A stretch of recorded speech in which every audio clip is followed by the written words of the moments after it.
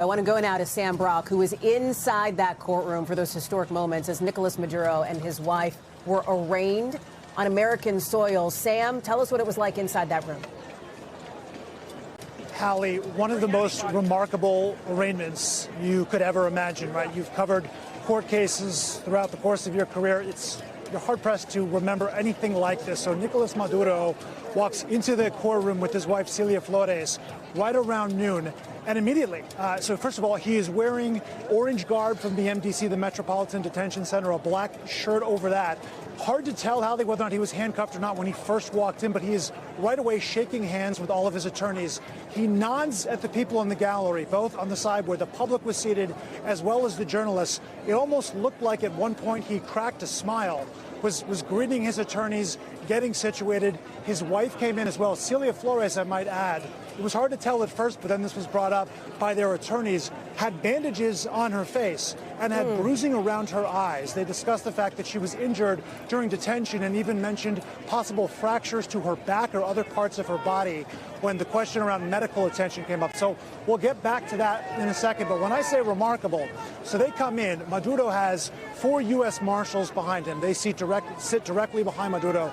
While he is seated then and facing the judge, Judge Hellerstein addresses the court. He proceeds to read the charges, certainly the narco-terrorism, the cocaine importation conspiracy, the weapons-related charges, gets through all of that, and then says to Nicolás Maduro, "Are you Nicolás Maduro?" And he says, Hallie, first, "I am Nicolás Maduro of Venezuela. I am president of the Republic of Venezuela. I have been kidnapped since January 3rd. I was captured at my home in Caracas, Venezuela," which at that point, Hallie, the judge steps in and says, "Wait a minute. We're going to get to all of that. I just want to know if you're Nicolás Maduro." And he says, "Yes, I am." And in fact, he's wearing headphones the entire time, right? Because he's hearing the interpretation, the translation. He actually interrupts the translator as she's trying to articulate to the judge and to the court what Maduro is saying. He's so eager to sort of state his case. So again, this was very anomalous in terms of what happens in what are normally perfunctory arraignments and hearings. So they go through that. The judge reads through the charges, okay? Then he asks him whether or not he's seen the indictment. And Maduro and his attorney, Barry Pollock, who, by the way, represented Julian Assange, well known in the field of criminal defense. He's also known for negotiating a plea agreement to get Assange out of jail, also represented one of the Enron executives who was fully acquitted on criminal fraud charges.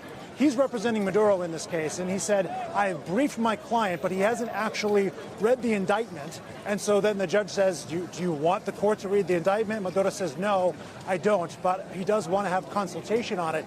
The entire time this is going on, both Maduro and Flores are taking just scrupulous notes. I mean, you could see their notepads when they stood up at the end of the court proceeding, just filled with information. Maduro wanted to make sure that the court knew those were his notes. He's entitled to them. Am I allowed to keep them? The judge said, "Sure, you can keep the notes." So this all goes on, and then the judge asks Maduro whether or not he has been briefed on his rights, and by rights not just to counsel, but also to silence.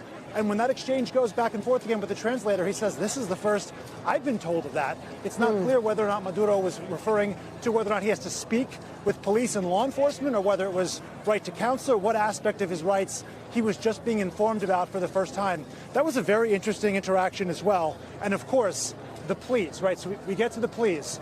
The judge asks Maduro how he pleads to these 4 counts. He says, "Soy inocente. I am innocent. I am not guilty. I am a decent man." At which point the judge again intervenes and says, "Okay, you were just looking for guilty or not guilty. Not a fuller explanation. Don't worry, there is going to be time for that." Very similar, by the way, with Celia Flores as well. She says, "Yes, I am Celia Flores, First Lady of the Republic of Venezuela."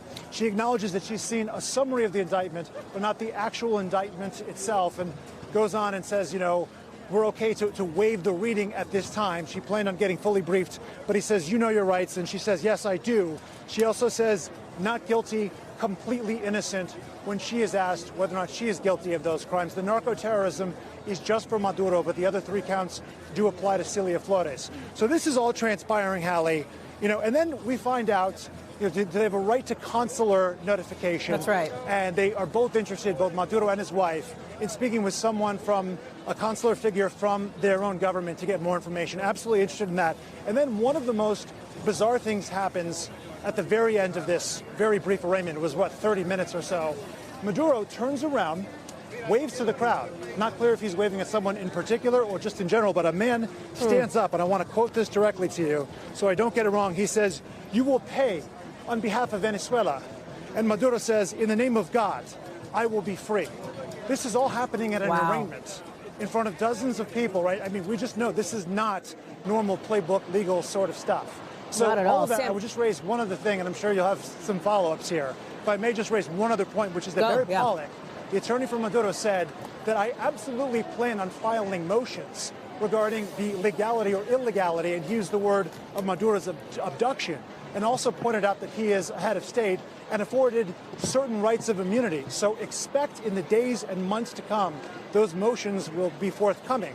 But they're not right now. Next steps in this, March 17th is 60 days from now. That's the next court hearing that's scheduled at the moment with Judge Hellerstein, and that's about discovery and sharing information that the prosecution has with Maduro and his legal team and Flores and her legal team. But just an extraordinary 30 minutes in U.S. federal court that just transpired. We thank you for watching, and remember, stay updated on breaking news and top stories on the NBC News app or watch live on our YouTube channel.